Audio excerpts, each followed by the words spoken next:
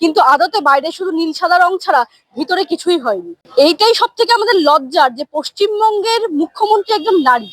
আমাদের বর্তমানে এই পশ্চিমবঙ্গের যা অবস্থা, শিক্ষা থেকে স্বাস্থ্য, স্বাস্থ্য থেকে চাকরি ক্ষেত্র, যাই দেখুন সব জায়গাতে একটাই জিনিস রয়েছে, শুধু দুর্নীতি, দুর্নীতি আর দুর্নীতি।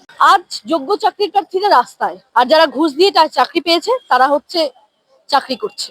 আজ দেখুন শিক্ষার হাল, আজ স্বাস্থ্য পরিষেবা একদম তলানিতে গিয়ে দাঁড়িয়েছে, শুধু সুপার স্পেশালিটি হয়েছে, কিন্তু আদতে বাইরে শুধু নীল সাদা রং ছাড়া ভিতরে কিছুই হয়নি। এইটাই সব থেকে আমাদের লজ্জার যে পশ্চিমবঙ্গের মুখ্যমন্ত্রী একজন নারী।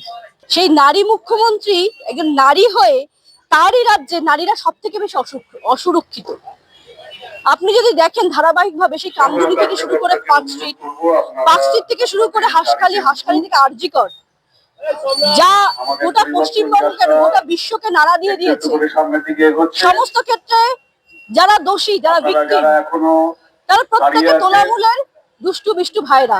যারা লাঞ্ছিত হচ্ছেন, যারা ভিকটিমাইজ হচ্ছেন, তাদেরকে কি করছেন? তাদের চরিত্র নিয়ে প্রশ্ন করছেন, তাদের দর বেঁধে দিচ্ছেন। তাহলে কি করে বলবো আমরা সুরক্ষিত আছি?